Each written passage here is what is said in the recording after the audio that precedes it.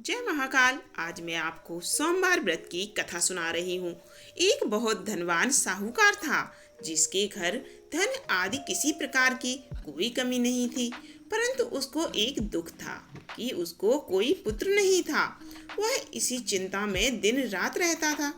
वह पुत्र की कामना के लिए प्रति सोमवार को शिव जी का व्रत और पूजन किया करता था तथा शाम को शिव मंदिर में जाकर शिव जी के श्री विग्रह के सामने दीपक जलाया करता था। उसके इस भक्ति भाव को देखकर एक समय श्री पार्वती जी ने शिव जी महाराज से कहा कि महाराज, यह साहूकार आपका अनन्य भक्त है और सदैव आपका व्रत और पूजन बड़ी श्रद्धा से करता है। इसकी मनोकामना हमें पूर्ण करनी चाहिए। शिव जी ने कहा, हे पार्वती, यह संसार कर्म क्षेत्र है। जैसे किसान खेत में जैसा बीज बोता है वैसा ही फल काटता है, उसी तरह इस संसार में प्राणी जैसा कर्म करते हैं वैसा ही फल भोगते हैं। जी ने अत्यंत आग्रह से कहा, महाराज, जब यह आपका अनन्य भक्त है और इसको अगर किसी प्रकार का दुख है तो उसको अवश्य दूर करना चाहिए, क्योंकि आप सदैव अपने भक्तों पर दयालु होते हैं और उनके दुखों को दूर करते हैं। यदि आप ऐसा नहीं करेंगे तो मनुष्य आपकी सेवा तथा व्रत क्यों करेंगे। पार्वती जी का ऐसा आग्रह देखकर शिव जी महाराज कहने लगे, हे पार्वती, इसके कोई पुत्र नहीं है। इसी चिंता में यह अति दुखी रहता है। इसके भाग में पुत्र न होने पर भी मैं इसको पुत्र प्राप्ति का वर देता हूँ, परंतु यह पुत्र केवल 12 वर्ष तक जीवित रहेगा। इसके पश्चात वह मृत्यु को प्राप्त हो जाएगा। इससे अधिक मैं और कुछ इसके लिए नहीं कर सकता। यह सब बातें साहूकार सुन रहा था। इससे उसको न कुछ प्रसन्नता हुई और न ही कुछ दुख हुआ। वह पहले जैसा ही शिव जी का व्रत और पूजन करता रहा।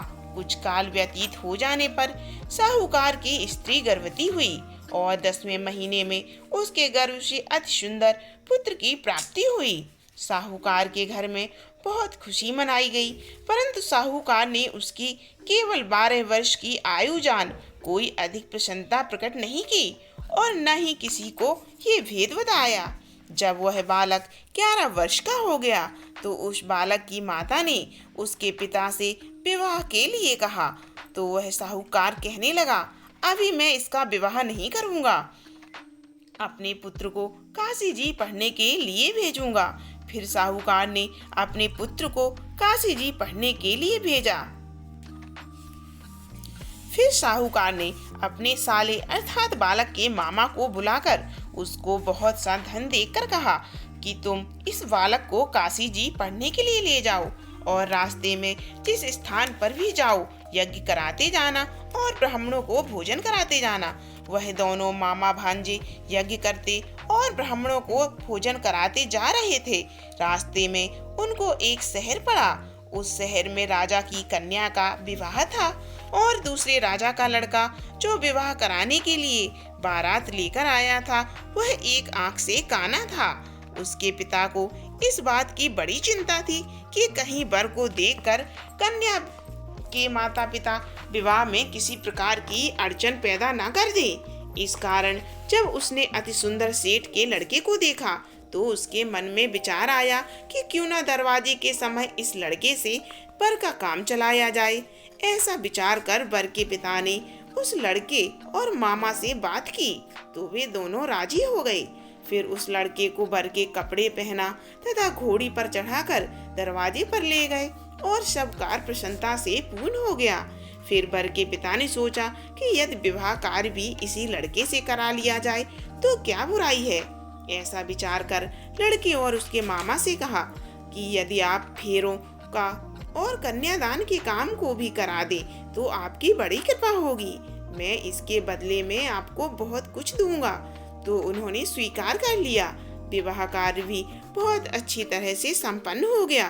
परंतु जिस समय लड़का जाने लगा तो उसने राजकुमारी की चुन्नी के पल्ले पर लिख दिया कि तेरा विवाह तो मेरे साथ हुआ है, परंतु जिस राजकुमार के साथ तुमको भेजेंगे वह एक आंख से काना है। मैं काशी जी पढ़ने जा रहा हूँ। लड़की के जाने के पश्चात राजकुमारी ने जब अपनी चुन्नी पर ऐसा लिखा पाया तो उसने राजकुमार के साथ जाने से मना कर दिया और कहा कि ये मेरा पति नहीं है, मेरा विवाह इसके साथ नहीं हुआ है।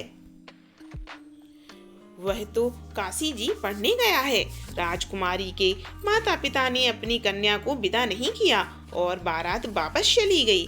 उस सेठ का लड़का और मामा काशी जी पहुंच गए। वहां जाकर उन्होंने यज्ञ करना और लड़के ने पढ़ना शुरू कर दिया। जब लड़के की आयु 12 साल की हो गई, उस दिन उन्होंने यज्ञ रचा रखा था कि लड़के ने अपने मामा से कहा, मामा जी आज मेरी तबीयत कुछ ठीक नहीं है। मामा ने कहा, अंदर जाकर सो जाओ। लड़का अंदर जाकर सो गया और थोड़ी देर में ही उसके प्राण निकल गए। जब उसके मामा ने आकर देखा तो वह मुर्दा पड़ा था, तो उसको बड़ा दुख हुआ और उसने सोचा कि अगर मैं अभी रोना शुरू कर दूंगा तो यज्ञ का कार्य अधूरा रह जाएगा। अतः उसने जल्दी से यज्ञ का कार्य समाप्त कर ब्राह्मणों को जाने के बाद रोना पीटना आरंभ कर दिया। संयोगवश उसी समय शिव पार्वती उधर से जा रहे थे। जब उन्होंने जोर जोर से रोने की आवाज सुनी तो पार्वती जी कहने लगी, महाराज कोई दुखिया रो रहा है, इसके कष्ट को दूर कीजिए। जब शिव पार्वती ने पास जाकर देखा तो वहाँ एक लड़का मुर्दा पड़ा था। पार्वती जी कहने लगी, महाराज यह तो उसी सेठ का लड़का है जो आपके वरदान से हुआ था। शिव जी कहने लगे, हे पार्वती इसकी आयु इतनी ही थी सो यह भोग चुका। तब पार्वती ने कहा, हे महाराज इस बालक को और आयु दे दो, नहीं तो इसके माता पिता तड़प तड़प कर मर जाएंगे। पार्वती जी के बार बार आग्रह करने पर शिव जी ने उसको जीवन वरदान दिया और शिव जी महाराज की कृपा से लड़का जीवित हो गया। शिव पार्वती कैलाश चले गए। वह लड़का और मामा उसी प्रकार यज्ञ करते तथा ब्राह्मणों को भोजन कराते अपने घर की ओर चल पड़े। रास्ते में उसी शहर में आए जहाँ उसका विवाह हुआ था। वहाँ पर आकर उन्होंने यज्ञ आरंभ किया तो उस लड़के के ससुर ने उसको पहचान लिया और अपने महल में ले गए और महल में ले जाकर उनकी बड़ी खातिर की। साथ ही बहुत दास दासियों के साथ आदर सहित लड़की और जमाई को विदा किया। जब वे अपने शहर के निकट आए तो मामा ने कहा, मैं पहले जाकर खबर कराता हूँ। जब उस लड़के का मामा घर पहुँचा तो लड़के के माता पिता घर की छत पर बैठे थे और यह प्रण कर रखा था, यदि हमारा पुत्र सकुशल लौट आया तो हम राजी खुशी नीचे आ जाएंगे, नहीं तो छत से गिरकर अपने प्राण दे देंगे। इतने में उस लड़के के मामा ने आकर यह समाचार दिया कि आपका पुत्र आ गया है, तो उनको विश्वास नहीं हुआ। उसके मामा ने शपथ पूर्वक कहा कि आपका पुत्र अपनी स्त्री के साथ बहुत सारा धन लेकर आया है। तो सेठ ने आनंद के साथ उसका स्वागत किया और बड़ी प्रसन्नता से उसके साथ रहने लगे।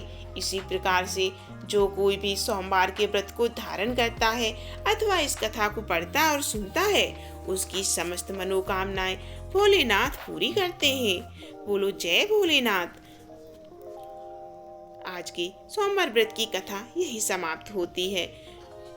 प्लीज वीडियो को लाइक कीजिए और चैनल को सब्सक्राइब जरूर कीजिए। फिर मिलते हैं अगली वीडियो में।